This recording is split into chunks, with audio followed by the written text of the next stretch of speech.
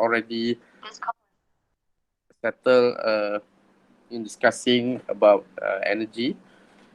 We have learned and we have also covered the chapter 5, which is energy, work, and power. Okay, so we have discussed thoroughly and how we're going to deal with the problems using energy, work, and also power. So today, we will continue our lessons on chapter 6, which is momentum. Okay, so let me share the slide first.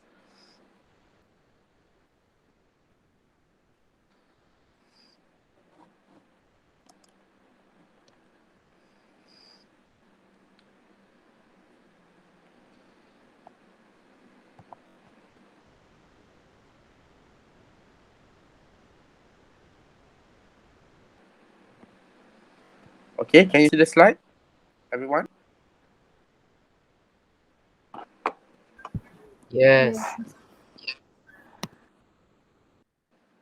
Okay, very good. Well, so this is actually chapter 6, momentum and collisions. Okay, momentum dan pelanggaran. Momentum and collisions. Okay, there are several sub-chapter in chapter 6, which is we have a momentum and impulse, conservations and momentum. Okay, the collisions and another types of collision which is new for you. I think this quite new for you, which is the glancing collisions. Okay, so we will look further what is the glancing collisions later on. Okay, right.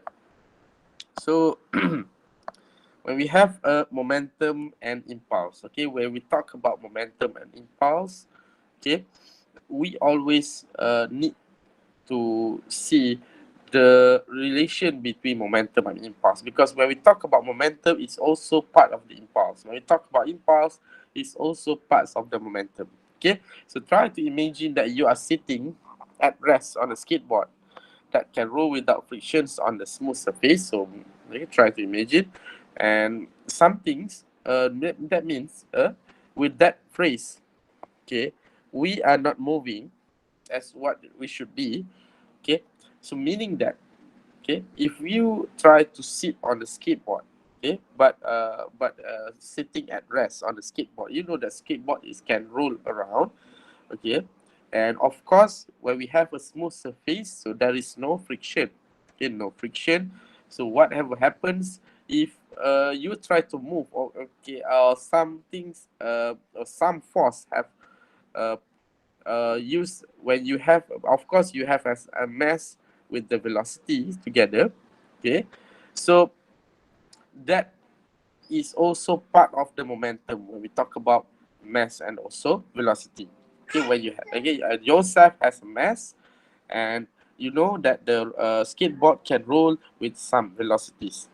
Okay, or maybe if you try to catch a heavy, slow moving ball that have been tossed to you by a friend. Okay, so try to imagine that, or try to combine between sitting on a skateboard, okay, but on a skateboard at rest, but at the same time, okay, you have been tossed with some ball. Okay, tossed with some ball, meaning that that ball must have a mass. Okay, this ball obviously will have a mass and also velocity. Okay, we that sit on the skateboard is also have mass and velocity. Okay, mass and velocity, mass and velocity. So we can see that there are some change in the velocity when we try to catch a ball. Obviously when we are at rest, okay, when you try to catch a ball, a ball that have been tossed to you, okay, maybe slightly in the different directions from our original motion. So that will cause some things to happen when you have different in velocity. So the key words here is the change in the velocity. Change in the velocity.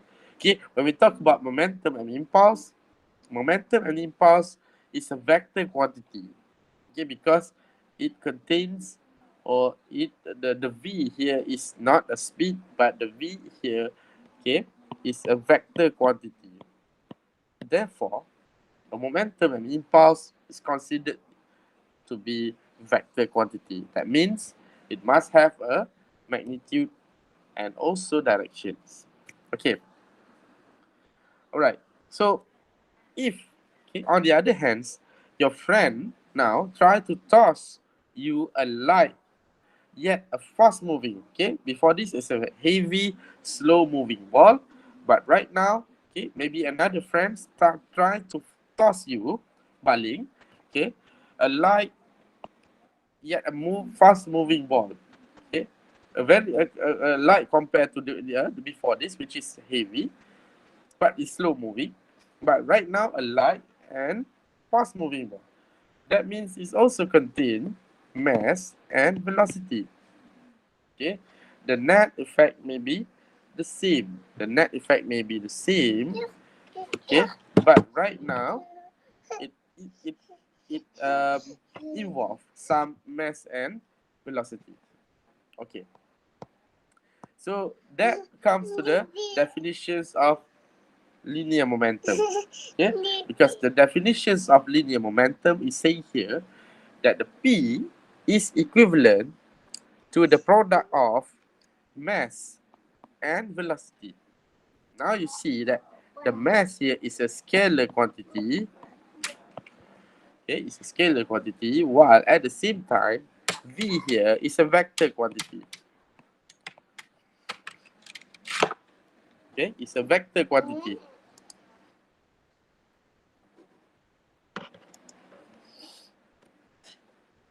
Okay, V here is a vector quantity, and the momentum, okay, mass is a kg, while at the same time, velocity is a meter per second square, kg, ms -1, or sometimes we call that kg m per s.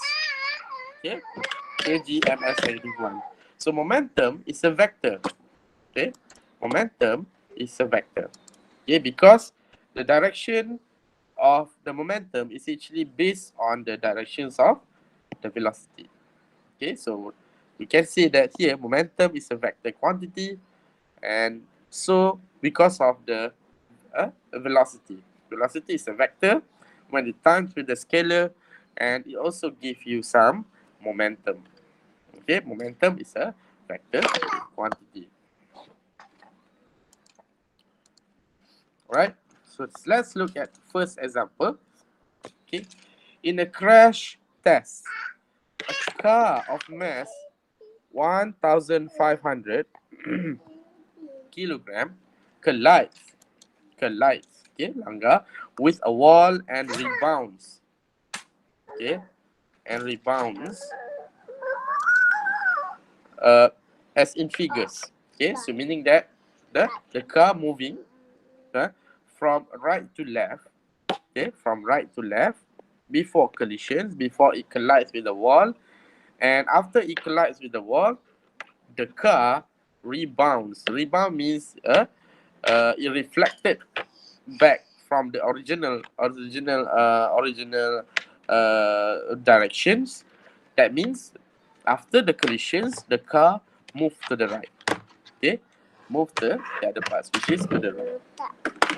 Okay, so we are seeing here the initial and final velocities of the car is given a negative 15 meter per second, while at the same time, the final velocity of the car is positive 2.6 meter per second. So that means the car move, okay, with a different velocity. Yes, in terms of magnitude, but can you see that the directions of the velocities is depending on the negative and positive of the value. That means the initial part of the car is actually negative 15. Basically, when you're given the questions, most of the time they didn't put the negative value. But we need to know that when the car rebounds, so that means the car is actually moving against its original directions. So the positive 6, so we can say that when the car move in from right to left, so the car have a different velocity or different directions as the car rebounds, because when it rebounds, the value will be positive. Okay, so if the collisions last for 0.15 seconds, find the impulse delivered to the car. Find the impulse delivered to the car. But before we go to these examples, we might know what is the how come what how possible to get impulse out of from the P equals to mv. So basically, it starts with the Newton's second law. Okay, when we try to get the impulse and momentum, we need to start from the beginning, which is the Newton's second law. Okay, so the Newton's second law states that a summation of F, this is summation, hasil tambah. Okay, F is basically the product of mass and acceleration. Mass and acceleration. Okay, but it's only valid for an object that have constant mass. That means the mass of the object doesn't change throughout the system. Here is some more general form, also useful when the mass is changing. Okay, so we are saying that, okay, because when we talk about A, okay, you look at A, how possible to get from this to this? Okay, so basically when we have force, right? Because impulse needs force. Okay, you can see that impulse is actually force times time. Okay, so m equivalent to ma. At the same time, okay, how to get a? So based on our terms, a is based on v minus v naught over t. That means change in velocity over change in time will give you times with mass will give you force. So at this point, you can see that from the Newton's second law, okay, we can establish another kind of Newton's second law in order to match with the momentums. Okay, so at first momentum P equals to mv, but when we deal or when we have a situations like the one we did up before this, which is during the examples, we know that delta P, okay, or change in momentum will based on the mass times the change in velocities.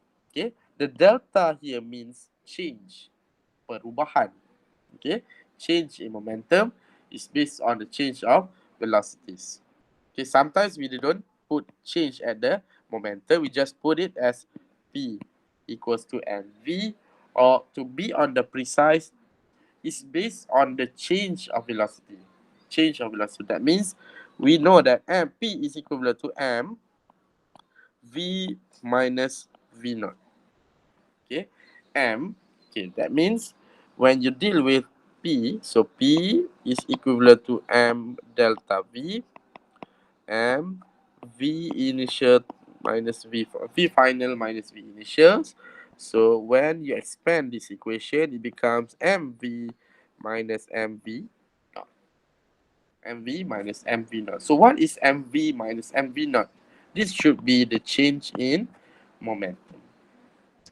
Okay, so the change in momentum over time will give you some force. So that's why when we try to bring this, okay, time t to this part, okay, bawa dia ke kiri, now we can get impulse. So from the change of momentum, m delta v, okay, we often use m delta v.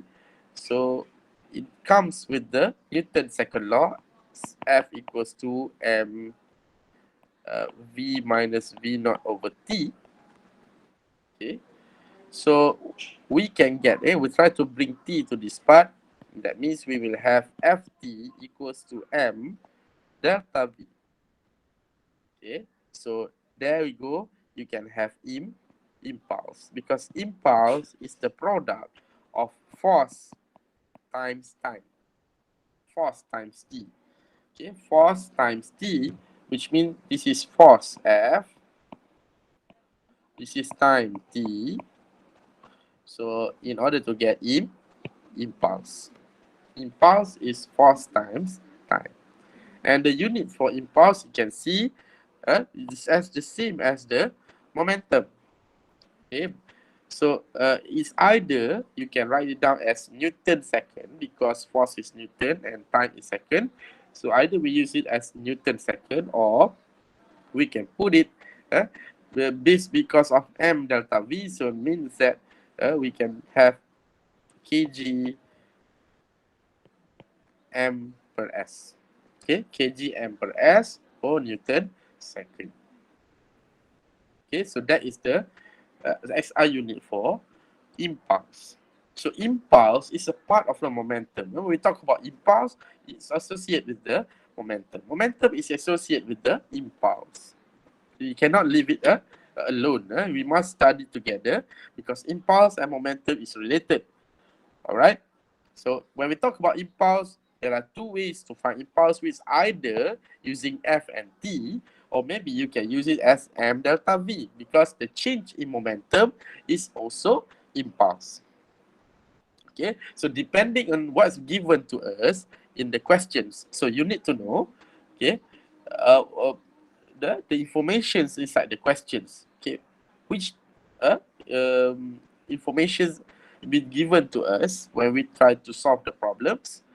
So it will depends on the situations, because sometimes the question doesn't want the question often used to calculate the impulse, for example, calculate the impulse, but it's not given velocity.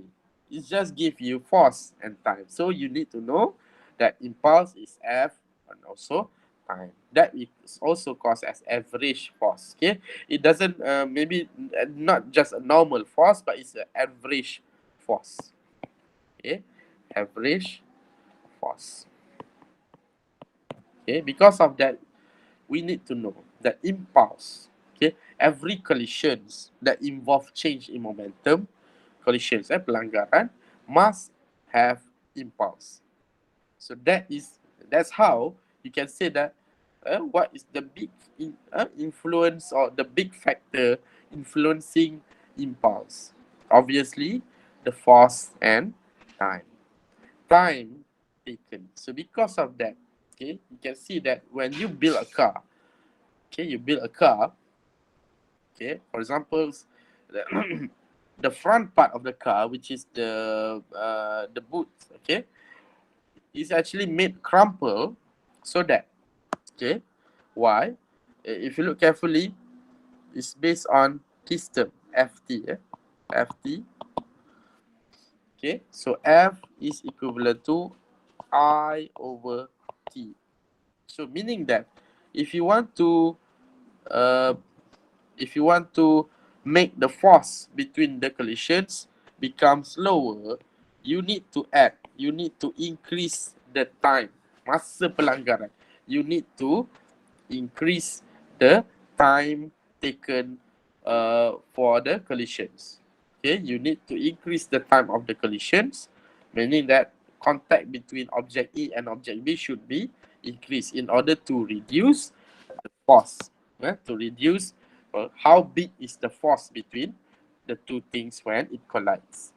So that's why front part of the car should be easy to crumple. Maksudnya senang diremukkan supaya we can reduce the force. Okay, so that's why kalau kita tengok kereta zaman sekarang, okay, dia punya bahagian depan kereta senang untuk diremuk, crumple. Okay, senang untuk diremukkan. Why? Because we need to increase the time of collisions in order to reduce the force. When the force reduce, impulse also reduce, because force and impulse is directly proportional. Okay, directly proportional and inversely proportional to time. Okay, impulse is also a vector in the same direction as the average force. So where is the direction of force? That is also considered to be directions of the impulse. Okay, all right. So the impulse is equal to the change in momentum. All right, so let's look at the first example here. Okay, so at first, okay, find the impulse delivered to the car due to the collisions, and B, the size and directions of the average force exerted on the car. So the questions give you about mass and velocity, but the information inside the questions have mass and velocity, but the questions ask you about impulse. So we have mass, we have velocity, and then we need to calculate the impulse. So you must see that impulse and momentum are related.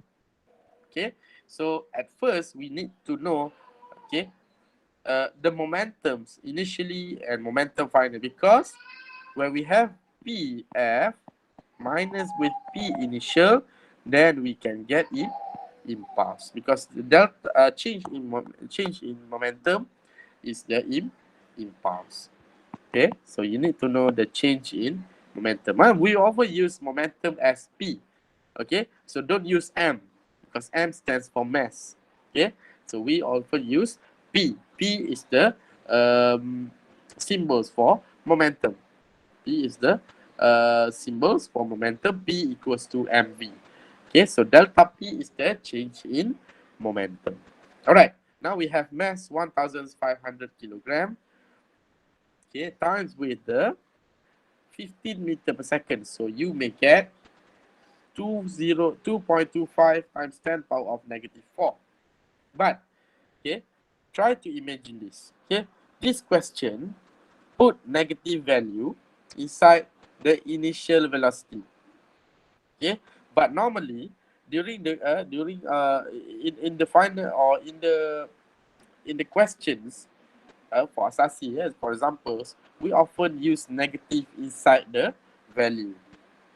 Okay, so we just put the initial velocity is 15 meter per second, and to the left maybe. Okay, to the left or to the right. So we often use negative inside our value, but this is the difference between the survey, because here they put negative because they want to us to know that the initial part of the velocity is different, have a different direction compared to final part. Okay, so in here we get a negative 2.25 times 10 to the power 4 kgms negative 1. Okay, you can try on your calculators to calculate it. Okay, now we have a final part of the momentum, which is also mv. Okay, use the same mass, which is 1,500 times with the positive 2.6 meter per second. So you may get a positive 0.39 times 10 power of 4 kgms negative 1. Okay, this thing is very important. You need to know that the final part, the final momentum and the initial momentum must have different sign, because it depending on the situation. For example, this situation is the collisions between the car and the wall. Okay, obviously the wall doesn't change the direction. The wall is like that. Okay, but the car changed its direction because at the first part, the car is moving from right to left, and after it collides with the wall, the car move, yeah, or rebounds. Rebounds means the directions have been against its original motion. So if the car rebounds, that means the car right now at the final part will move from left to right. Okay, from left to right. So that's, you can see here, the change in momentum is PF minus PI. PI. Initial final momentum minus initial momentum. Right? So initially is the final part is 0.39, 10 power of 4 minus with, okay? You must minus the equation, and the last or the initial momentum is negative 2.25 10 power of 4 kilogram meter per second.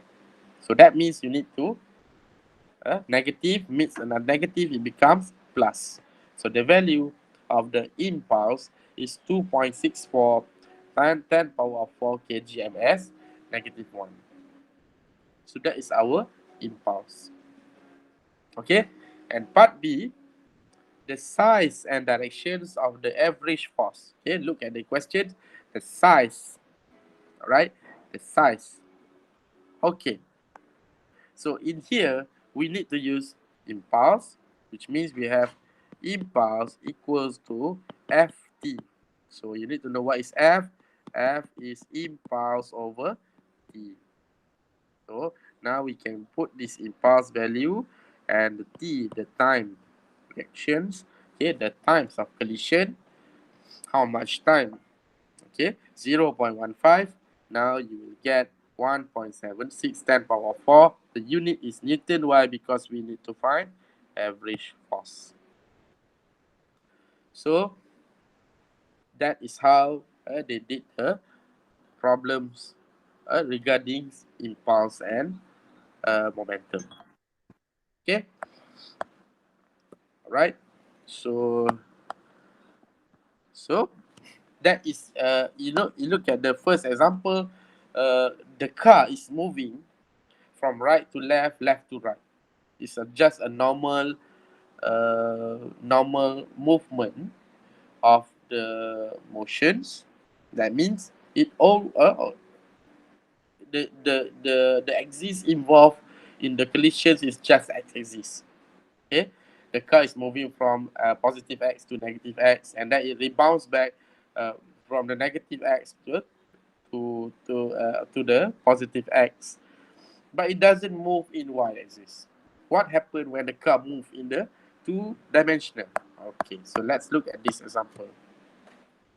Okay, so we might see that this situation may be, you can see a duck goose, okay, adding a momentum, okay, a momenta. At a city park, a person throws some bread into a duck pond. Two 4-kilogram ducks, so this should be ducks, D, and 9-kilogram goose, so this should be goose. Okay, answer itik dan answer. Goose paddle rapidly toward the bread as shown in our sketch. If the duck swim 1.1 meter per second and the goose swims with a speed of 1.3 meter per second, find the magnitude and directions. That means both ducks, okay, 1.1, 1.1, okay, and the goose with a speed of 1.3. Find the magnitude and directions of the total momentum of the three birds. Okay, because ducks and goose considered to be all in the same types of birds. Okay, so that's why they assume is to be three birds.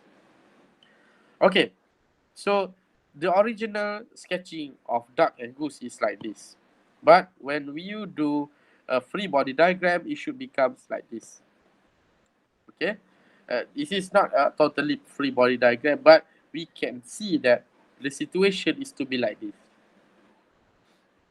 Okay, so you need to know the exact or the final momentum, the magnitude and directions of the total momentum of the three birds. So try to imagine this one. So we need to look at the first things. The easiest one is the duck that move on the x-axis. Okay, the duck that move on the x-axis is considered to be 4 kilogram, 1.1 meter per second. And you look at the calculation, you have x. What does it mean? It means that duck move in the x-axis. that duck move in the x-axis. This is the unit vector. So that is how they write down that this duck move in the x-axis. Normally, if you want to put that x, you just put, okay, use the word move in positive x-axis, for example. So you can put that way. Or you can use x with the some a little cap over the x, which means the unit vector of x. Okay, so that means the duck move in the positive x. Okay, move in the x-axis. So 4.4 kilogram meter per second x, and you have a PD2, which is duck number 2, is moving from the positive y towards the center. From the positive y towards the center, which is here.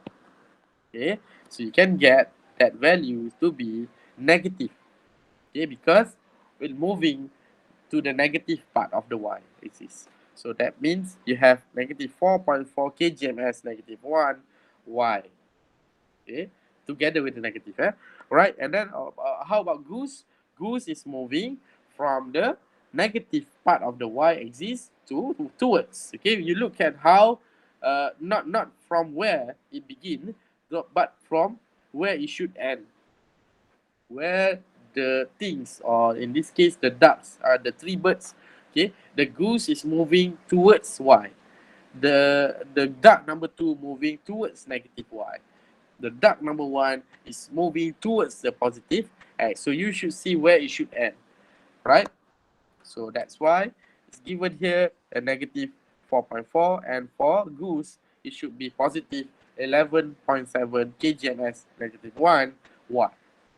Okay, when you deal with the problems using a two-dimensional axis, so you need to separate between x and y and y.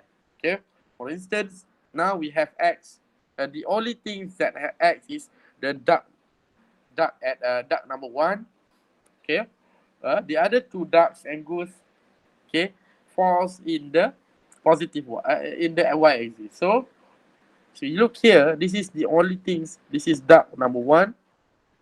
Okay, this is duck number 2, and this is goose. So you see the goose and duck number 2, okay, we join it because it contains in the same y.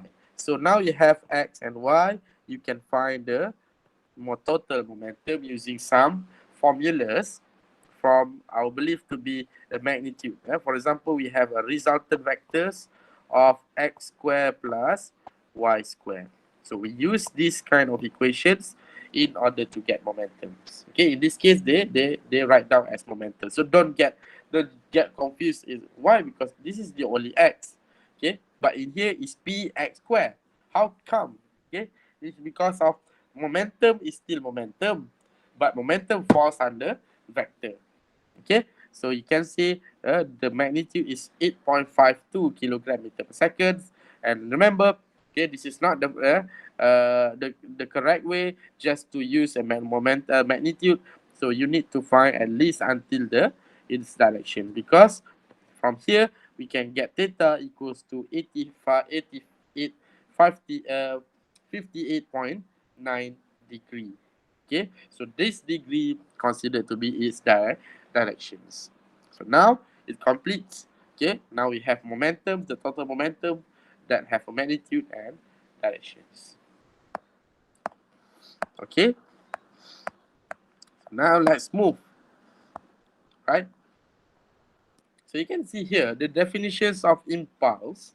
Let's say the momentum is going from right to left, this ball for instance, and this bat, okay, baseball bat is going to hit this ball, okay, hit this ball, and the final part, okay, you see the ball is moving towards the negative, but after the collisions between the bat, after it's been hit around here, so the ball move against its original directions. Okay, so that means the ball will move in the positive x. So you can see here there will be a big difference when it comes to impulse. Okay, because the impulse is based on delta p, and Delta P is P final minus P initial. Or maybe you can write down as MV final minus MV initial. Simple. Okay, let's look at these examples. Okay, I'll try to explain it. An archer stands at rest, okay, on a frictionless ice, okay, a very smooth surface. Well, that means we don't have to consider its friction. His total mass, including his bow and quiver, okay, of arrows. So quiver is where you put the arrows. Okay, that means maybe slightly down here. Okay, so you put the arrow, a lot of arrow, and when he wants to shoot the arrow, so he take up from quiver. Okay, is 60 kilogram. If the archer fires a 0.03 kilogram arrow, so that means you know that the mass of the arrow is 0.03 3 gram, horizontally at 50 meter per second in the positive x direction. What is his subsequent velocity across the ice?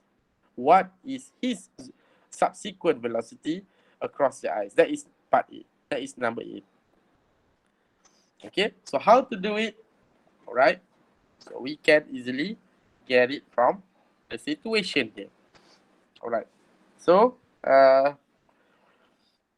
on our opinion, this situation only involve a positive x, okay, or involved in x-axis, because the arrow is moving horizontally. Okay, move horizontally. That means horizontal only. Horizontal. So it doesn't take up some angles to the top. Okay, it's just go straight. So meaning that if you can portray the situation of the arrow, maybe the arrow will only move in positive x directions or the negative x directions. Okay, it's just move in the positive x. Therefore, okay, the total momentum initially is equals to the total momentum final. Okay, or the delta p. So that means in this situation, it actually give you some ideas. Okay, because momentum, okay, seem like energy is conserved. So what does it mean by momentum is conserved? That means, okay, momentum final, the total momentum final is equivalent to the total momentum initial. So that is the ideal, that is how you write down the equations. Okay, because momentum is conserved, same like energy, because when you talk about energy conservation, EI equals to E final. E initial equals to E final. And then you expand it to the kinetic energy and potential energy. But in the momentum, okay, so there are two things you need to remember. Okay, first is, this is also types of collisions. But uh, normally we have two things that collides, berlanggar. Okay, which means one thing's coming from nowhere, and this thing another thing's coming from nowhere collides, and it meets. Yeah, dia berjumpa. But in this situation, the archer and the bow is from one system and become two systems. Okay, that means at first archer and arrow are on the same. We say the same system. This is quite we noted this as one system, and then after, okay, so another types of collisions is the explosion. This is where you can apply the situation to the situations of momentum is explosion. Okay, explosion. That means at first it combine, and then after the collisions, after the explosion, okay, it separates. The body will separate. Okay, so this is also types of collisions. Either the word is collision, but the collisions, we have a lot of collision. Okay, at first we have a normal collision, and this one is also a collisions that involve explosion. That means at first it combine, and then after the collisions, it separates. The body number one and body number two separates. Okay, so it gives to us the situation. So the momentum is conserved. So P initial equals to P final. What is in the P initial? We have the momentum of the man and momentum of the arrow. So at first, both momentum is zero because there are no velocity involved. There are no velocity involved. The man is also standing at rest, while at the same time, the arrow is also standing at rest. Okay, so that's why you can see here at first stage, the initial part, okay, the initial part of the momentum is zero from both bodies. Okay, both bodies, so momentum is zero. Meaning the bow and the arrow. Okay, we can say that the bow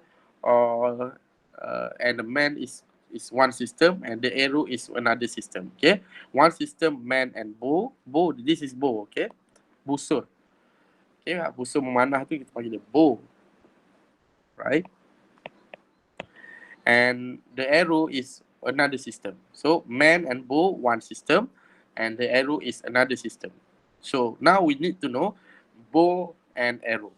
Okay, after the collisions, now we have M1 V1 final plus M2 V2 final. You can see here M1 V1 final plus M2 V2 final. So you need to calculate, okay, because it's given. If the archer fires a 0.38, this is M, and horizontally at 5 meter per second, so this should be V, okay, VF, V2F, okay, V2, which means the arrow, the arrow is V2 final. Okay, what is his subsequent velocity across the eye? Subsequent velocity, that means in the concepts of explosion, okay, when the arrow, when one system is moving to the right, okay, maybe V1F is going to the right, there must be some recoil. Maybe you may familiar with the word recoil velocity. So that means this man may have experienced some force or some velocity that against his and against the motions of the arrow. So the arrow is going to the right, and at the same time you may feel some force or may feel some momentum against the directions of the momentums of the arrow, which in this case will be on towards the negative. Okay, so see, this is the VI, this is the VI final. This is considered to be V2 final. The arrow is V2 final. The subsequence of the velocity is the VI final. Okay, so from some, we measure it from here, M1 V1 final. So we want to find what is the V1 final. Okay, because of mass, they have different mass. Okay, between the man and also the man and also the arrow. Okay, so M2 V2 final, which is 50 meter per second, right? And then you may see here that the initial velocity, the final velocity of the subsequent velocities, which means from the man standing, is 0.025 meter per second, but have a negative. That means you can either write it with a negative, or you can write it as 0.025 meter per second to the left. Okay, since that's also considered to have a good vector magnitude. Okay, good vector quantity. Okay, so he fires then.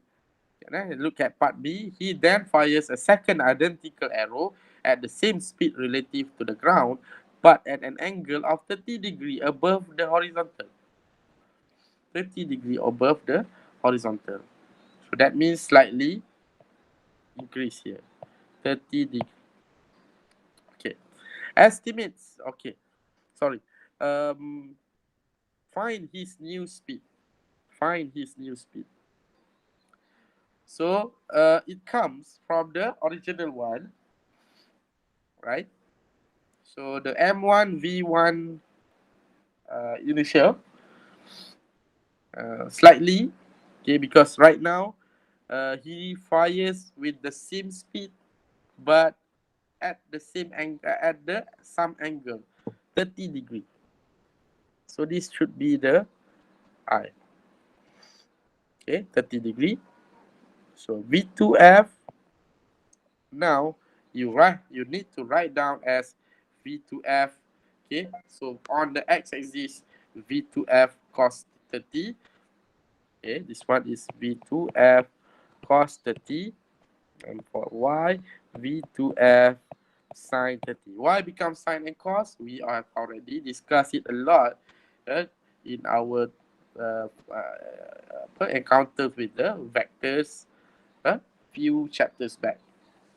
Okay, so you might see that V1 final here from this equation. M1 V1 initial, okay, V1 initial equals to the same equation M1 final. Okay, I try to explain it here. M1 V1 final minus M2 V1 final plus with M2 V2 final cos theta. Okay, M2 V2 final is the arrow.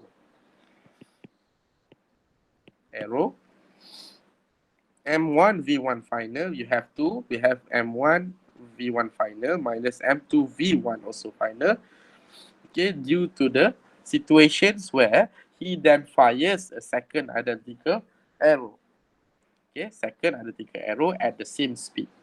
So that's why you can see here at the end we need to find what is the V1 initial, V1 final, meaning that the velocity of the man standing against the ice. Okay, but in the final part, using some consideration between x and also y exists. But in this case, we focus on the V2 cos 30, V2 cos theta, because that is the only things happen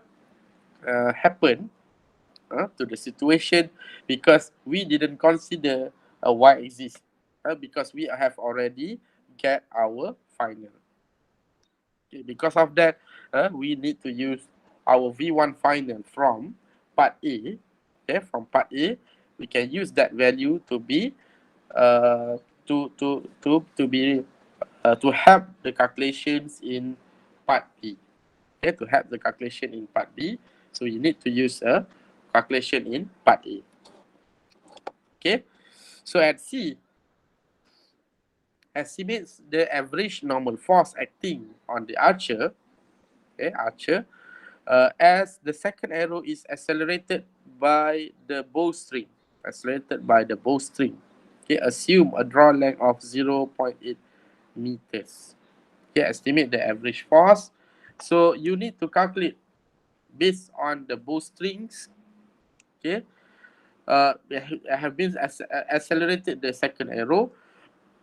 Okay, so you need to use some equations here, because we consider that to be a constant acceleration. So we can find first, okay, using a value of maybe use some equations of motion, v square equal minus v naught square. Okay, from the equation here we can find acceleration at 1.5, 6 times 10 power of meter, 10 power of 3 meter per second square. So from that acceleration, we use v equals to v naught plus 80. V equals to v naught plus 80. Now we may find what is the t. Now after we have a and we have t, it combines to get average force. Okay, average force. All right. So that is how they did the situations using a recoil velocity. Okay, so that is one example of the recoil velocities using the conservation of momentum. So one thing we learned today is the momentum equals to mv, and then how can we relate momentum to the impulse, which is ft. Okay, impulse is ft. So how to relate impulse, which is change in momentum, together with the ft. Okay, so you need to use a submission of F equals to ma, and that's the rest is just the usage of both cases of impulse and momentum together. Remember, when you talk about momentum, it involves velocity. When you talk about velocity, it involves acceleration. So that is how the process will combine. Okay. Do you have any questions? Ada soalan tak?